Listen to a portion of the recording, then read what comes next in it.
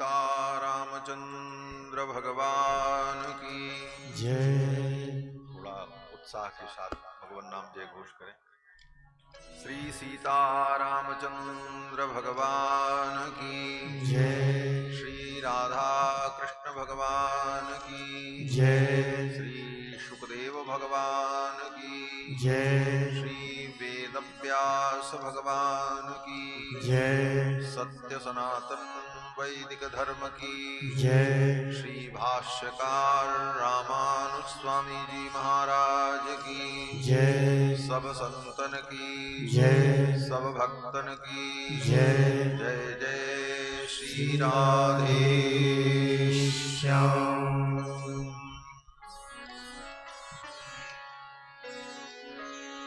हरि ओम तत्संजोरा वृणीमहे गातुं यज्ञाय गातुं यज्ञपतये दैवी स्वस्तिरस्तु नः स्वस्तिर्मानुषेभ्यः ऊर्ध्वं जिगातु भेषजम् शन्नो अस्तु द्विपदे चतुष्पदे सदसस्पतिमद्भुतं प्रियेमिन्द्रस्य काम्यं शनिं मेधामयाशिषं मेधां मे वरुणो ददातु मेधामग्निप्रजापतिः मेधामिन्द्रश्च वायुश्च मेधां धाता ददातु मे विश्वानि देव सवितर्दुरितानि पराशुव जदभद्रं तन्नः आशुव नारायणं नमस्कृत्य नरं चैव नरोत्तमं देवीं सरस्वतीं व्यासं ततो जयमुदीरयेत् सच्चिदानन्दरूपाय विश्वोत्पत्त्यादिहेतवे तापत्रयविनाशाय श्रीकृष्णाय वयं नुमः वसुदेवसुतं देवं कंसचाणूरमर्दनं देवकी परमानन्दं कृष्णं वन्दे जगद्गुरुम् कृष्णाय वासुदेवाय हरये परमात्मने प्रणतक्लेशनाशाय गोविन्दाय नमो नमः जन्माद्यस्य यतोऽन्वयादितरतश्चार्थेष्वभिज्ञस्वराट् तेने ब्रह्महृदाय आदिकवये मुह्यन्ति यत्सूरयः तेजो वारिमृदां यथा विनिमयो यत्र त्रिसर्गो मृषा धाम्ना स्वेन सदा निरस्तकुहकं सत्यं परं धीमहि निगमकल्पतरोर्गलितं फलं शुकमुखादमृतद्रवसंयुतं गतभागवतं रसमालयन् मुहुरहो रसिका भुवि भावुकाः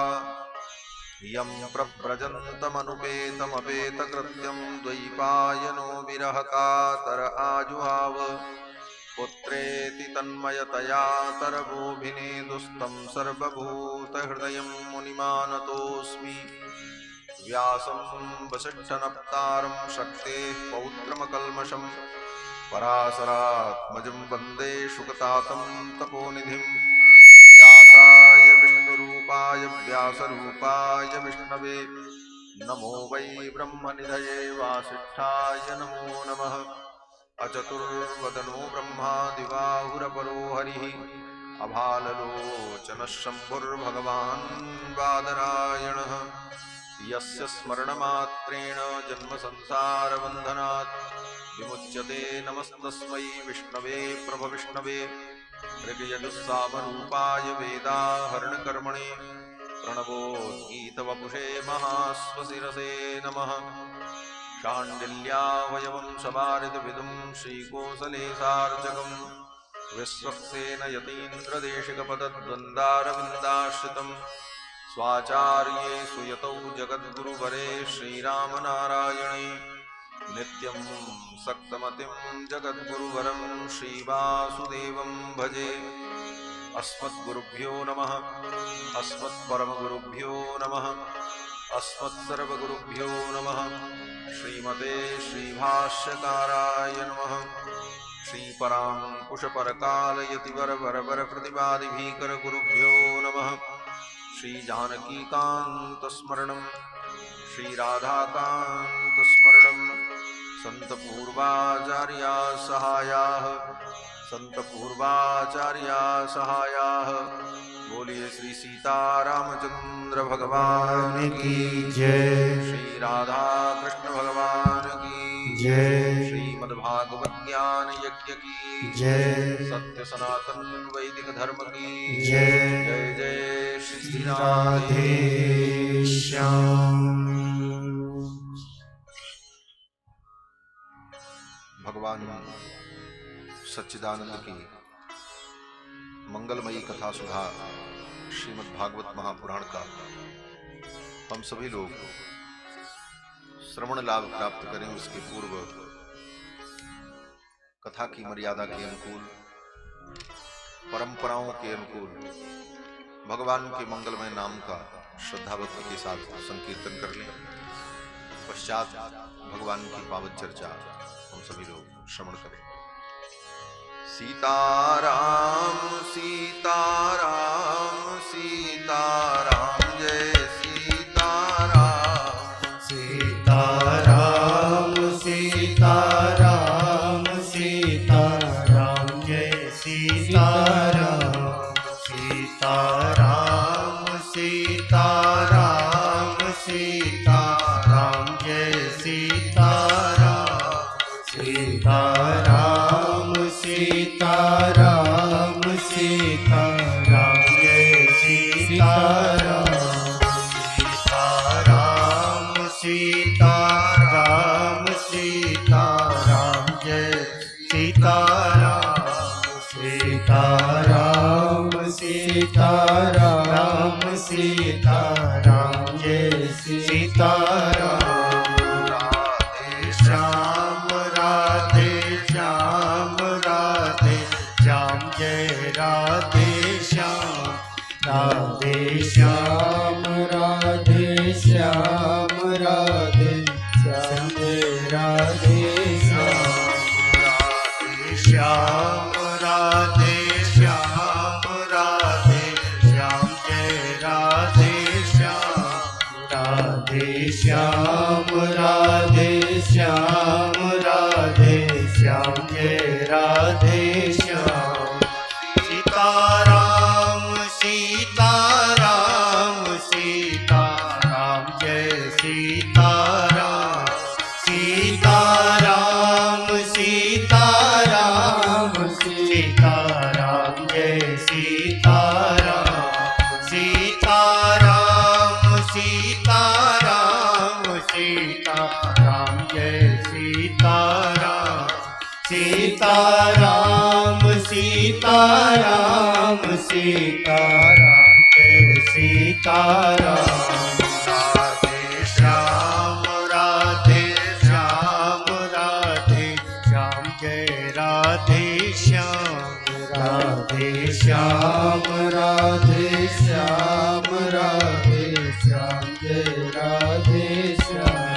सीताराम सीताराम सीताराम जय सीताराम। सीताराम सीताराम सीताराम जय सीताराम। सीताराम सीताराम सीताराम जय सीताराम। सीताराम सीताराम सीताराम जय सीताराम। सीताराम सीताराम सीताराम जय सीताराम। सीताराम सीताराम सीताराम जय सीताराम। सीताराम सीताराम सीताराम जय सीताराम।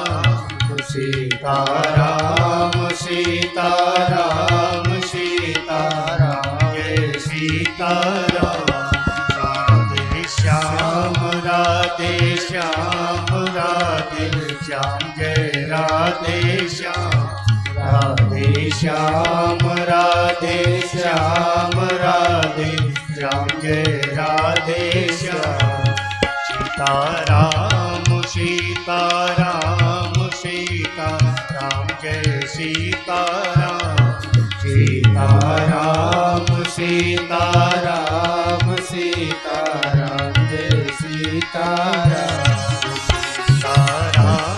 सीताराम सीताराम सीताराम जय सीताराम सीताराम सीताराम सीताराम जय सीताराम सीताराम जय सीताराम सीताराम जय सीताराम सीताराम जय सीताराम सीताराम जय सीताराम श्री सीतारामचंद्र भगवान की जय श्री राधा कृष्ण भगवान की जय श्री हनुमान जी महाराज की जय श्री सुखदेव भगवान की जय सब संतन की जय सब भक्तन की जय जय जय श्री राधे श्याम।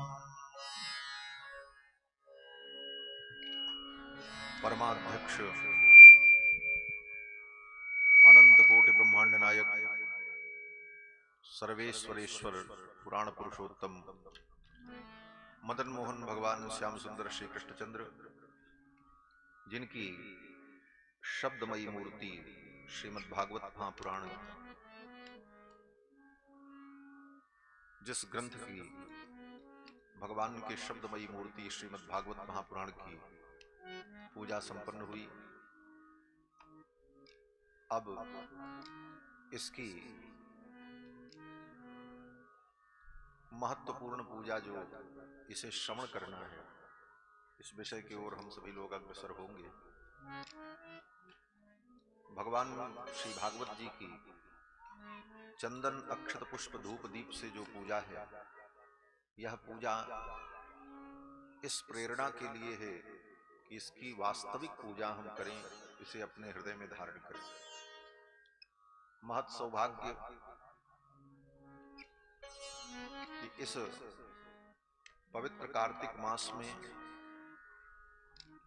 हम सभी लोग श्रीमद् भागवत महापुराण की कथा श्रवण करने का उपक्रम करने जा रहे हैं। कार्तिक मास बड़ा ही पवित्र मास। इस महीने में लोग विविध प्रकार के व्रत अनुष्ठान, पूजन, देवाराधन, आत्म कल्याण के लिए अनेकानेक साधन लोगों के द्वारा किए जाते हैं। और यही एक ऐसा महीना है जिस महीने में अनेक पर्व आ जाते हैं। दीपावली, भैया दूज, अन्नकूट, गोपाष्टमी, अनेकानेक दिव्य पर्व इस पवित्र मास में होते हैं। और ऐसे पवित्र कार्तिक मास में श्रीमद् भागवत महापुराण सुनने की बड़ी अद्भुत महिमा है। कार्तिक मास में श्रीमद् भागवत महापुराण सुनना ये बहुत ही पुण्य की बात है।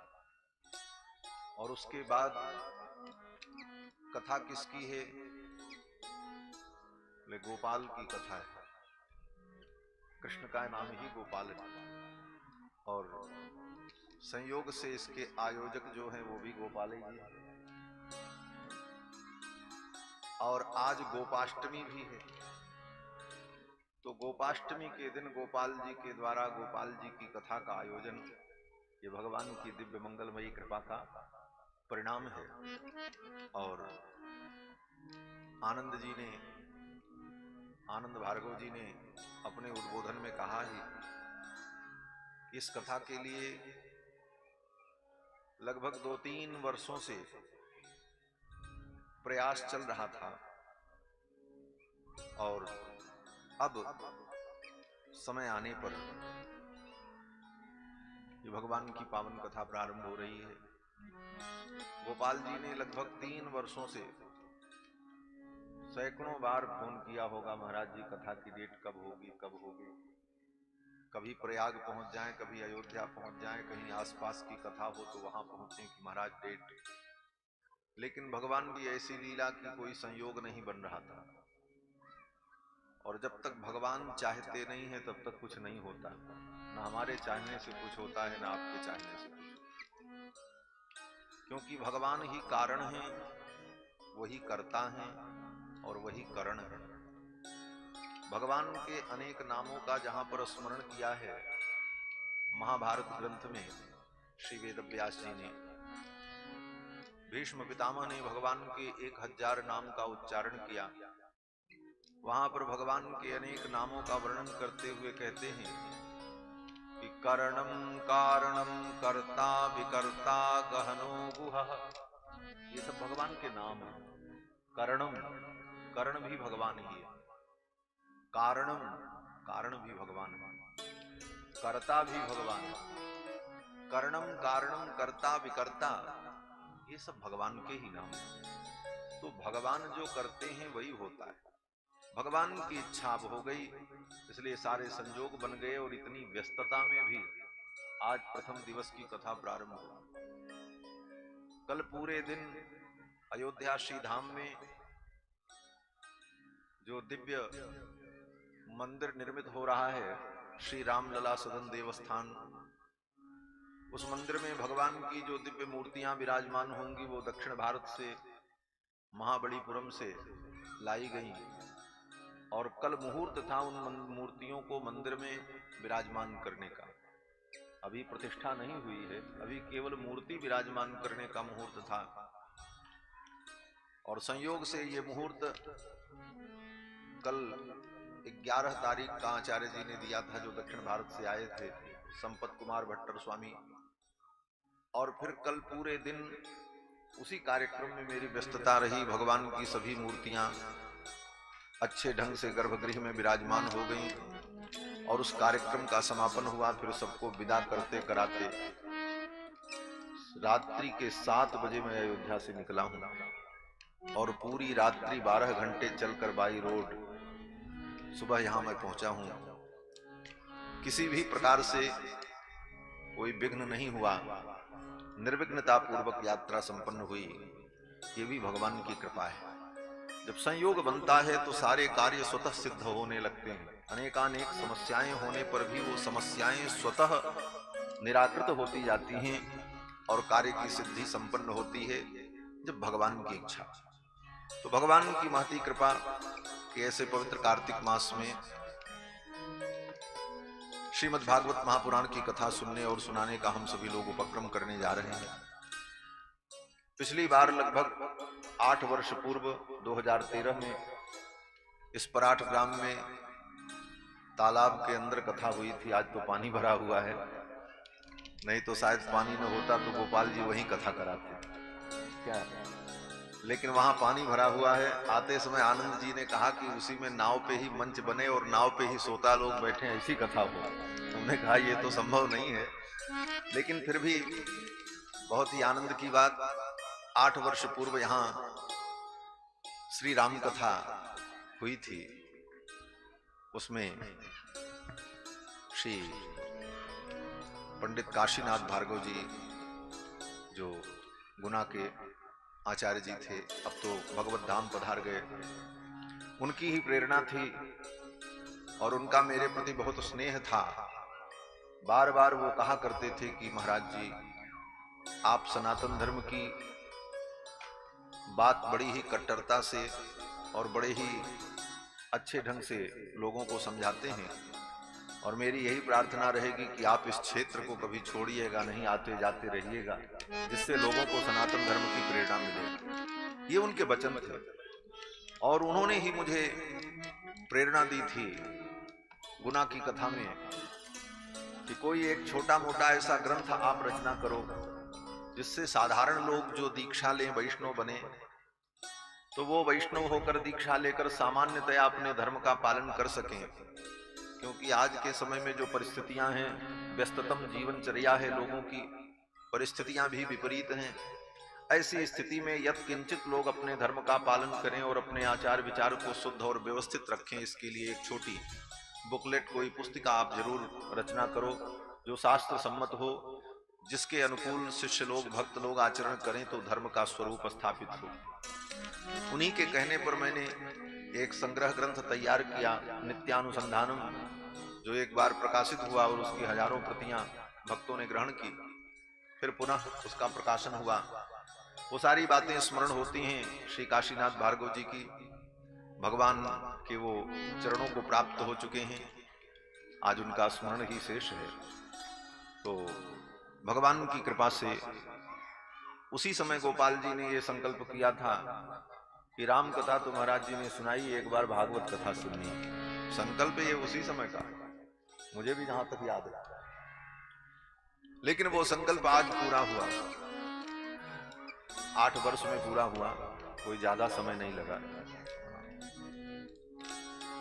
सगर के पुत्रों का उद्धार करने के लिए उनकी 3 पीढ़ियां प्रयास करती रहीं, तब तीसरी पीढ़ी में भगीरथ गंगा को लेकर आ पाए। यहाँ तो 8 वर्ष में ही गंगा आ गई। तो ये तो कथा गंगा है। भागीरथी गंगा को लाने के लिए 3 पीढ़ियों ने तपस्या की, उतने समय की प्रतीक्षा करनी पड़ी। तो भगवान की लीला बड़ी अद्भुत। आइए श्रीमद् भागवत महापुराण की पावन चर्चा हम सभी लोग श्रवण करेंगे।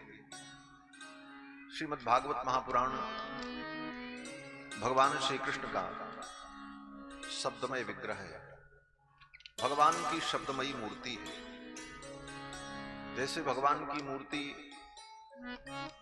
पाषाण की, धातु की, लकड़ी की, मिट्टी की बनाई जाती है और फिर उसमें प्राण प्रतिष्ठा की जाती है, फिर उस मूर्ति में हम भगवान का दर्शन करते हैं, पूजन करते हैं और हमें भगवान की कृपा प्राप्त होती है। उसी प्रकार से भगवान की शब्दमयी मूर्ति, शब्दों के द्वारा बनाई गई मूर्ति, अक्षर वाक्यों के द्वारा बनाई गई मूर्ति जो है वो श्रीमद् भागवत महापुराण है। स्वयं वेद व्यास जी महाराज लिखते हैं कि तेनेयं वाङ्मयी मूर्ति प्रत्यक्षा वर्तते हरेः। भगवान श्री हरि की प्रत्यक्ष वाङ्मयी मूर्ति, शब्दमयी मूर्ति श्रीमद् भागवत महापुराण। और जैसे मूर्ति में प्राण प्रतिष्ठा की जाती है, उसी प्रकार इस शब्दमयी मूर्ति श्रीमद् भागवत महापुराण में भगवान की प्रतिष्ठा भी की गई। किस प्रकार से बोले, स्वयं भगवान कृष्ण ने अपने आप को इस ग्रंथ में प्रतिष्ठित कर दिया। जब भगवान श्री कृष्ण 125 वर्ष की लीला को पूर्ण करके अपने निज धाम जाने लगे, 125 वर्ष तक भगवान श्री कृष्ण इस धरा मंडल पर रहे प्रकट रूप में और उन्होंने विविध लीलाएं की। जब नित्य धाम जाने का समय हुआ, लीला पूर्ण करना था, तो भगवान के अत्यंत अंतरंग श्री उद्धव जी महाराज, जो भगवान के सखा भी हैं, संबंधी भी हैं और परम ज्ञानी हैं और भगवान के परम भक्त भी हैं, ऐसे श्री उद्धव जी महाराज ने भगवान से निवेदन किया, ठाकुर जी आप पधार जाओगे, आप निज धाम गमन करोगे तो आपके भक्त आपके वियोग को सहन नहीं कर पाएंगे। आपके वियोग में आपके भक्त अपने जीवन को कैसे धारण करेंगे, धर्म की रक्षा कैसे होगी, समाज का कल्याण कैसे होगा। तो भगवान श्री कृष्ण ने उद्धव जी से कहा, उद्धव अन्य अवतार में मैं अपनी लीला को पूर्ण करके वैकुंठ चला जाता हूं, क्षीर सागर में क्षीरार्णों में मेरा प्रवेश हो जाता है, लेकिन इस बार इस लीला को पूर्ण करके मैं कहीं और नहीं जाऊंगा। उद्धव जी ने कहा, आप कहां जाएंगे? तो भगवान ने कहा, इसी भागवत ग्रंथ में मैं प्रतिष्ठित हो जाऊंगा। ये स्वयं भगवान ने कहा। तिरोधाय प्रविष्टोयम श्रीमद्भागवतार्णवम्। और उद्धव जी के देखते देखते भगवान ने अपने स्वरूप को तिरोहित किया और भगवान की दिव्य ज्योति इस ग्रंथ में, भागवत ग्रंथ में प्रतिष्ठित हो गई, प्रवेश कर गई। स्वयं भगवान इस ग्रंथ में आकर के प्रतिष्ठित हो गए। इस कारण से श्रीमद् भागवत साक्षात भगवान श्री कृष्ण का रूप है। आपके घर में भगवान की मूर्ति न हो, भगवान का चित्रपट न हो, लेकिन भागवत जी का अगर ग्रंथ है तो आपके घर में ठाकुर जी विराजमान है। ये भागवत ही भगवान, इनकी नित्य आरती पूजा भोग यही भगवान की सेवा है। और भगवान का हम जो ध्यान करते हैं, भगवान की पूजा करते हैं, बोले इन भागवत जी की पूजा क्या है? बोले इनकी सबसे बड़ी पूजा है कि इनको पढ़ो और सुनो और समझो और धारण करो। भगवान की इस कथा को जब हम सुनते हैं तो भागवत जी कौन है? बोले भगवान है। और जब कथा को हम श्रवण करते हैं तो भगवान ही इन शब्दों के रूप में हमारे हृदय में प्रवेश करते हैं। ये सब लिखा है यहाँ पर, कुछ मैं ऐसे वैसे नहीं कह रहा हूं, सब प्रामाणिक बातें हैं। स्वयं भागवत के महात्म्य में वेद व्यास जी लिखते हैं कि प्रविशति हृदय तेषाम भक्ति सूत्रोपनद्धः। इस कथा को जब व्यक्ति श्रवण करता है, भागवत जी को सुनता है, तो स्वयं भगवान ही भक्ति के सूत्र में बंध करके उसके हृदय में प्रवेश करते हैं। किस रूप में? बोले शब्द के रूप में, कथा के रूप में, अनुभव के रूप में, भाव के रूप में, अनुभूति के रूप में भगवान का ही हमारे अंतःकरण में प्रवेश हो जाता है। और भगवान का जब अंतःकरण में प्रवेश हो जाता है तो यही भगवत अनुभूति, जो दिव्य अनुभूति है, यही जीवन का परम फल है। जीवन का परम फल क्या है? जीवन का परम फल ये नहीं है कि हम बहुत बड़ी कीर्ति स्थापित कर लें दुनिया में। जीवन का परम फल ये नहीं है कि हम जीवन में बहुत धन अर्जित कर लें। जीवन का परम फल ये नहीं है कि हम दुनिया में सर्वशक्तिमान बन जाएं, हमसे बड़ा शक्तिशाली कोई न हो। जैसे अन्य देशों के राष्ट्रपति चाहते यही हैं कि सारी दुनिया का पावर मेरे हाथ में हो। लेकिन सबसे बड़ी जीवन की उपलब्धि ये है कि इस मानव जीवन में आकर हम भगवान का अनुभव कर लें, भगवान की अनुभूति हो जाए हमें जीवन में, भगवत रस की अनुभूति हो जाए। ये जीवन की सबसे बड़ी उपलब्धता है। दुनिया के सबसे पावरफुल आदमी होकर के भी तुम कुछ नहीं हो सकते। बड़े पावरफुल कोई व्यक्ति हो दुनिया के, उनको भी जाकर के एक साधारण सा जीव मच्छर मौका मिले तो काट लेता, कुछ नहीं कर पाता। एक मच्छर भी उनका खून पी लेता है और कहते हैं हम दुनिया के सबसे पावरफुल आदमी। तो भगवान की लीला बड़ी विचित्र है। बहुत कुछ जीवन में हम प्राप्त कर लें ये महत्वपूर्ण नहीं है। महत्वपूर्ण ये है कि हमने भगवान की कितनी अनुभूति की, आत्म तत्व का कितना अनुभव किया, जीवन के सार को हमने समझा, ये जीवन क्यों मिला इसको हमने समझा, ये महत्वपूर्ण है। बाकी भौतिक उपलब्धियों का कोई मूल्य नहीं है, क्योंकि ये दृश्य जो होता है वो नाशवान होता है और दृष्टा वही अविनाशी होता है। जैसे दो वस्तुएं होती हैं, एक दृश्य एक दृष्टा, एक देखने वाला और एक दिखने वाला। शुद्ध हिंदी में कहें तो एक देखने वाला एक दिखने वाला। अब आप स्वयं विचार करो, यहां देखने वाला कौन है और दिखने वाला क्या है? जो कुछ आप देख रहे हो, टेंट पांडाल लाल पीला, हम अनेकानेक वस्तुएं और अनेक अनेक व्यक्तियों का शरीर, ये सब क्या है? बोले ये दृश्य है, जो दिखने वाले पदार्थ। और देखने वाला कौन है? बोले इन शरीरों के अंदर जो बैठी सूक्ष्म आत्मा है, वो आत्मा देख रही। एक देखने वाला हुआ, दूसरा दिखने वाला हुआ। अब इसमें बचेगा कौन? बोले देखने वाला रहेगा, दिखने वाली एक भी वस्तुएं दुनिया में नहीं रहेंगी, सब टूट फूट के नष्ट हो जाए। दृश्य कभी नहीं रहता है, दृष्टा ही रहता है, यही सिद्धांत है। इसलिए दृश्य के प्रति हमारी जो आसक्ति है, दिखने वाली वस्तुओं के प्रति हमारा जो मोह है, ये मोह निवृत्त हो जाए तो हम दुख से निवृत्त हो जाए। यही भागवत का सिद्धांत है। ज्ञान विज्ञान भक्त्यंग चतुष्टय परम वचः माया मर्दन दक्षम च विद्धि भागवतम च तत्। भागवत क्या है? कहते हैं भागवत उस ज्ञान का नाम है जिस ज्ञान के द्वारा दृश्य पदार्थ के प्रति हमारा जो मोह है वो नष्ट हो जाए और हम जो दृष्टा हैं अपने नित्य स्वरूप को जान लें। क्योंकि दृश्य तो सब नष्ट हो जाएगा, दृष्टा नष्ट नहीं होगा, देखने वाला नष्ट नहीं होगा।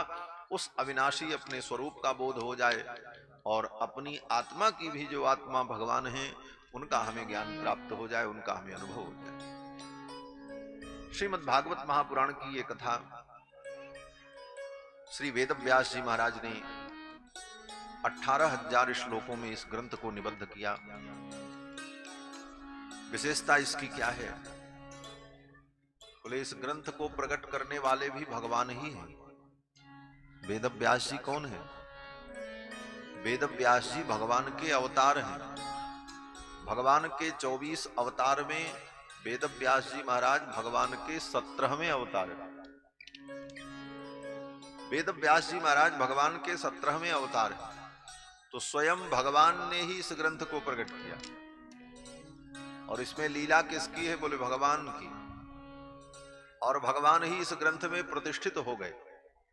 ऐसा ये दिव्य ग्रंथ श्रीमद् भागवत महापुराण 18,000 श्लोकों में 335 अध्याय में निबद्ध ये दिव्य ग्रंथ,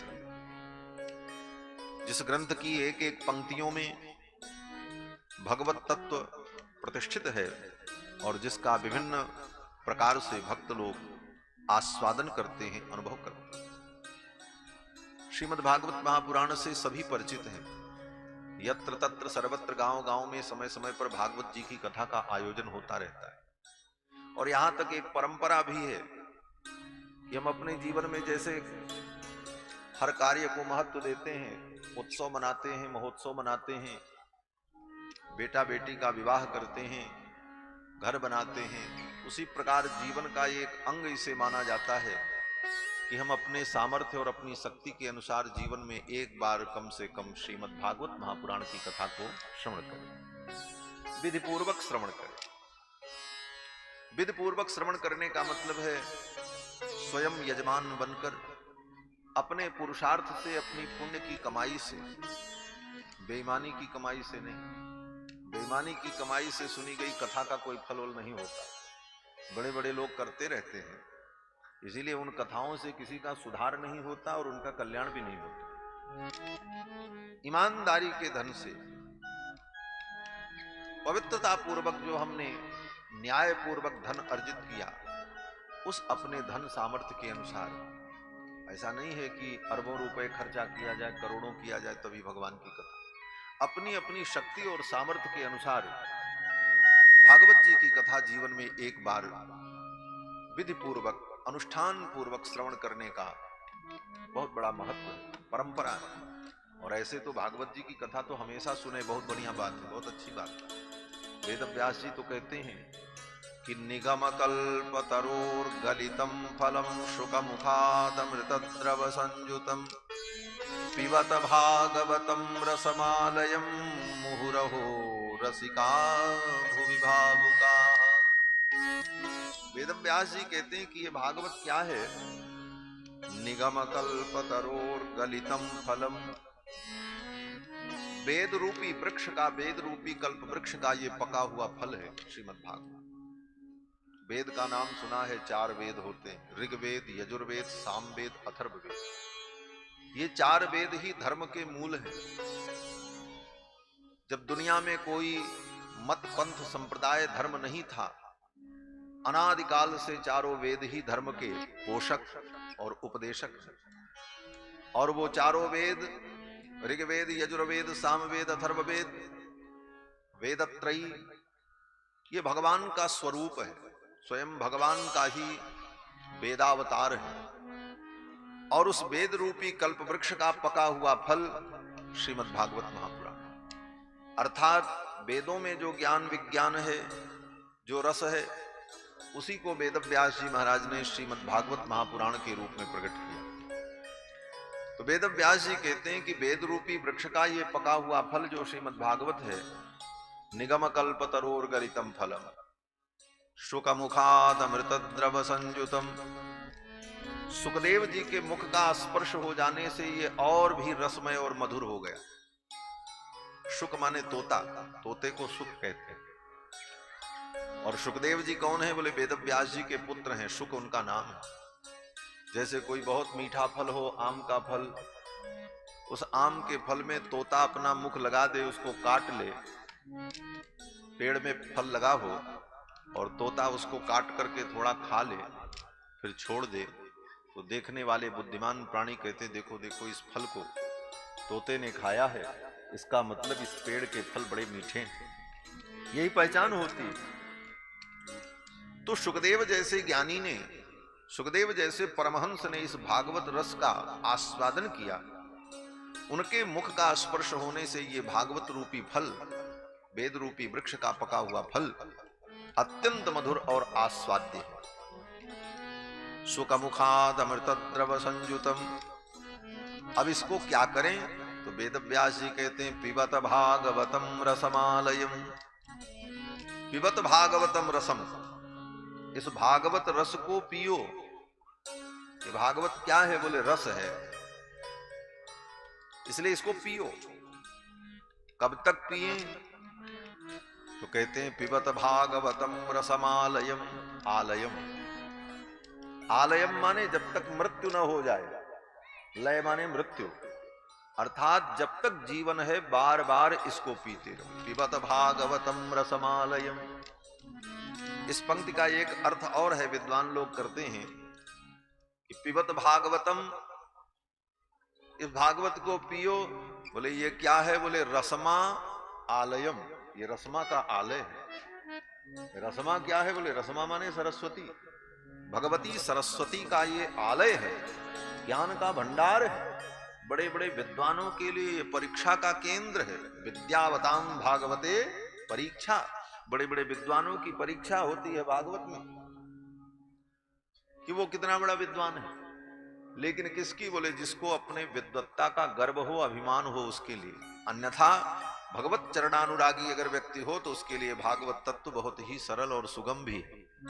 इसीलिए कहा भक्त्या भागवतम शास्त्रम भक्त्या युक्त्या च भारतम भक्त्या युक्त्या च व्युत्पत्त्या भाति रामायणम परम। भक्त्या भागवतम शास्त्रम, ये बड़ा अद्भुत शास्त्र है महाराज। जैसे भगवान अपने भक्तों की भावना के अनुकूल नरम और कठोर हो जाते हैं। कोई भगवान का प्रेमी भक्त हो, दीनहीन मलिन अनुरागी, तो भगवान उसके लिए बड़े ही सरल, बड़े ही सुलभ, बड़े ही दयालु, बड़े ही कृपालु। लेकिन बड़े बड़े दुर्दांत राक्षस आ जाएं तो उनके लिए भगवान बड़े कठोर, बड़े दुर्दांत और उनका दमन कर देने वाले, उनके अहंकार को, मद को चूर कर देने वाले। उसी प्रकार से ये भागवत भगवान जो है, इनकी भी यही विशेषता है। जो भाव से, जो श्रद्धा से, प्रेम से, साधारण व्यक्ति भी, जिसको बहुत शास्त्र का, पंक्तियों का ज्ञान न हो, ऐसा व्यक्ति भी श्रद्धा भाव से, निष्ठा से भागवत जी का अनुभव करना चाहे, चिंतन करना चाहे, तो भागवत जी उसके लिए बहुत सरल हो जाता है। और अगर अपने विद्वत्ता का अभिमान लेकर के आ जाए कि हम बड़े पंडित हैं, हम बड़े वैयाकरण हैं, हम बड़े नैयायिक हैं, हम बड़े मीमांसक हैं, उसके लिए भागवत बोले सारी विद्या इसी में डूब जाएगी, फिर भी इसका थाह नहीं पा सकता व्यक्ति। विद्यावताम भागवते परीक्षा। इसीलिए वेद व्यास जी ने कहा रसमालयम पिबत भागवतम रसम। पिबत भागवतम, इस भागवत को पियो। कीदृशम भागवतम, ये भागवत कैसा है? बोले रसमालयम, रसमायाह आलयम, सरस्वती का ये आलय है, सरस्वती का भंडार है, ज्ञान का भंडार।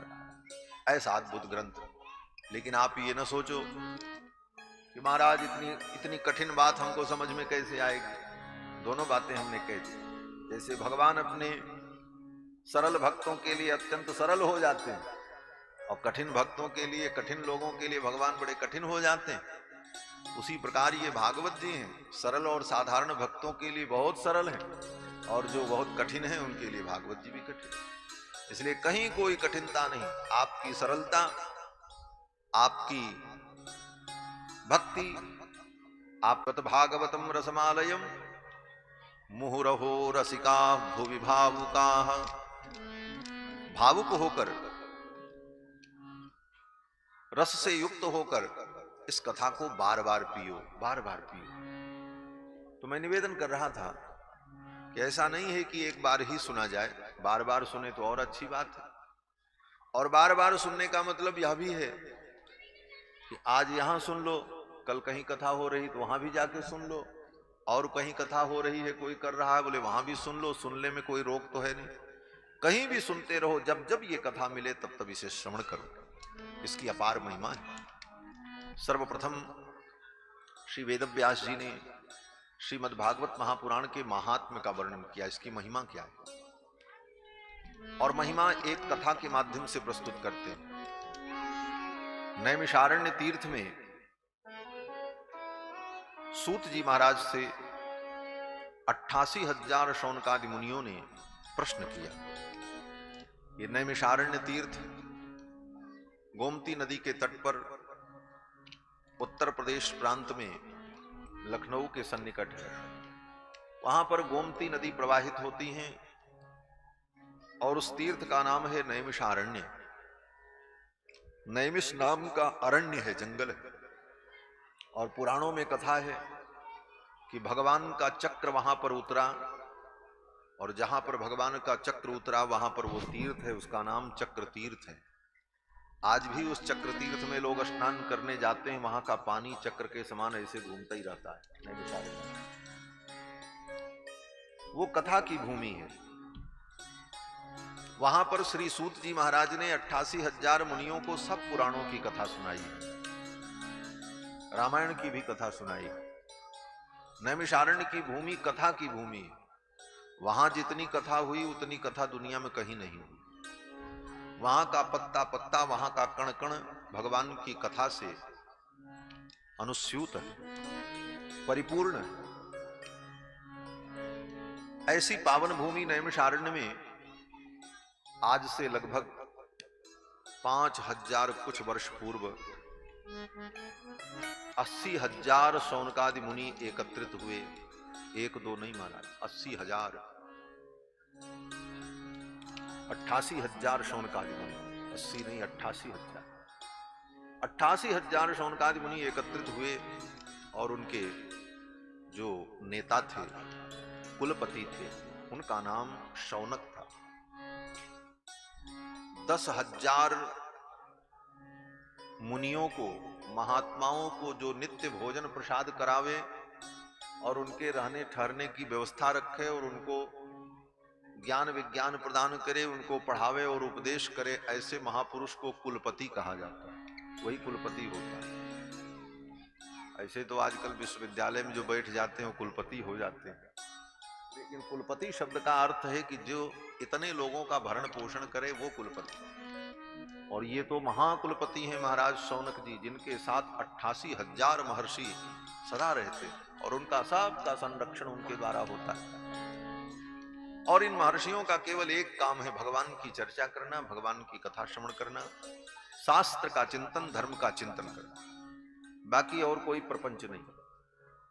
तो ये मुनि लोग एकत्रित हुए नैमिषारण्य में, और वहां पर सूत जी महाराज जो पुराण के परम विद्वान, वो सूत जी महाराज वहीं विराजमान नैमिषारण्य में, उनके पास गए और जाकर के शौनकादि मुनियों ने निवेदन किया। शौनक जी ने कहा, हे भगवान, आप कृपा करके हमें ऐसी कथा सुनाओ जिस कथा को सुन करके मेरा मोह नष्ट हो जाए, मेरा अज्ञान नष्ट हो जाए, मेरे विवेक की वृद्धि हो, मेरे ज्ञान की वृद्धि हो। और एक बड़ी अद्भुत बात कही। शौनक जी ने कहा, ये सब तो हो, लेकिन इसके साथ साथ कृष्ण प्राप्ति करम शश्वत साधनम तद्वदाधुना, ऐसी कथा सुनाओ, ऐसा ज्ञान आप प्रदान करो कि वो साधन हो। बोले कैसा साधन? बोले उस साधन से हमको कृष्ण मिल जाए। कृष्ण प्राप्ति करा देने वाले साधन का आप निरूपण करो, हम उस साधन को जानना चाहते। कृष्ण किस साधन से मिलते? इस कथा के प्रारंभ में यही प्रश्न किया है शौनक जी ने। शौनक जी ने यही प्रश्न किया कि आप वो साधन हमें बताओ जिससे कृष्ण मिल जाए। कृष्ण प्राप्ति करम शश्वत,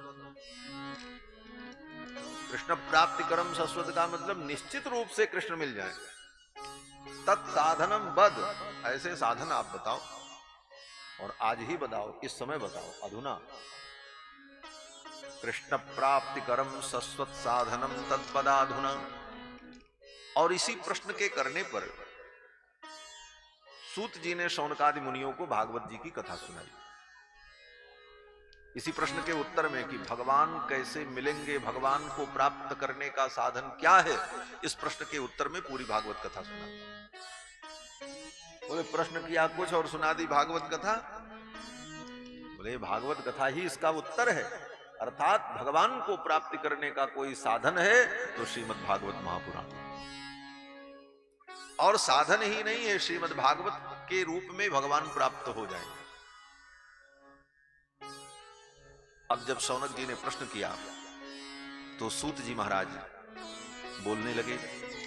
सूत जी ने पहले भगवान को प्रणाम किया। सच्चिदानंद रूपाय विश्वोत्पत्त्यादि हेतवे तापत्रय विनाशाय श्री कृष्णाय वयं नुमः। भगवान सच्चिदानंद को प्रणाम किया, मंगलाचरण किया। कोई भी कार्य करने के पहले भगवान को प्रणाम करे, नमन, भगवान का वंदन करे। वंदन, ये वंदन क्या है? बोले बार बार भगवान का वंदन करते रहोगे तो दुनिया के सारे बंधन से मुक्त हो जाओ। ये वंदन ही व्यक्ति को बंधन से मुक्त करने वाला है। वंदन किया, कहते हैं सच्चिदानंद स्वरूप जो भगवान हैं, जो तीनों तापों का विनाश कर देते हैं, उन भगवान को मैं प्रणाम करता हूं। बोले वो भगवान कौन है? बोले वो भगवान श्री कृष्ण है। ये नहीं कि कोई अपने मन से कोई भगवान मान ले वही भगवान सच्चिदानंद। बोले ना ना, सच्चिदानंद रूपाय विश्वोत्पत्त्यादि हेतवे तापत्रय विनाशाय, वो कौन हो सकते हैं? वो साईं बाबा हो सकते हैं, कदापि नहीं हो सकते। वे कौन हो सकते हैं? बोले वो तो श्री कृष्ण है, वो श्री राम है, वो श्री नारायण है, वो भगवान गोविंद हैं, दूसरा और कोई नहीं हो सकता। श्री कृष्णाय वयं नुमः। ऐसे भगवान श्री कृष्ण को मैं प्रणाम करता हूं। प्रणाम किया और फिर सूत जी महाराज कहते हैं, हे मुनियों,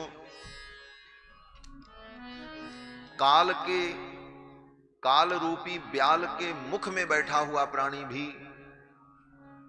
अगर अपने दुख की निवृत्ति चाहता है तो उसके दुख की निवृत्ति का उपाय यही है कि वो भागवत जी का आश्रय। काल के भय से मुक्ति देने वाला अगर कोई ग्रंथ है तो श्रीमद् भागवत महापुराण। लेकिन इसकी प्राप्ति जीव को तभी होती है जब जन्म जन्मांतर के उसके पुण्य प्रकट होते हैं। बिना पुण्य के भागवत जी की प्राप्ति नहीं होती। जन्मांतरे भवेत पुण्यम तदा भागवतम लभेत। सूत जी कहते हैं जिसने जन्मांतर में पुण्य किया है वही भागवत प्राप्त करेगा, उसी को भागवत जी मिलेंगी, वही भागवत सुन पाएगा, सब नहीं सुन पाते। इसका मतलब है जो भागवत सुन रहा है वो निश्चित रूप से पुण्यात्मा है, उसने पुण्य किया है। सूत जी कहते हैं जन्मांतरे भवेत पुण्यम तदा भागवतम लभेत, तभी उसे भागवत जी की कथा सुनने को मिले। और इस कथा से क्या होगा? मन की शुद्धि होगी। मन को शुद्ध करने का एकमात्र साधन भगवान की कथा है। सूत जी कहते हैं कि जब हमारे गुरुजी सुखदेव जी महाराज कथा सुना रहे थे गंगा के तट पर राजा परीक्षित को भागवत की कथा, स्वर्ग से देवता लोग आए अमृत कलश लेकर के। देवताओं ने कहा ये अमृत ले लो और राजा परीक्षित को दे दो, क्योंकि परीक्षित को आज के 7वें दिन सांप काटेगा, उनकी मृत्यु होगी। वो मरने के डर से कथा सुन रहे हैं, उनको ये अमृत पिला दो, नहीं मरेंगे, सांप काटेगा फिर भी कुछ नहीं होगा। और ये कथा अमृत, भागवतामृत जो राजा परीक्षित को आप सुना रहे हो, ये हमको सुना दो, ये देवताओं ने कहा। उसके बदले में अमृत कलश लेकर के आए। सुधा कुंभम गृहीत्वैव देवाः तत्र समागमन्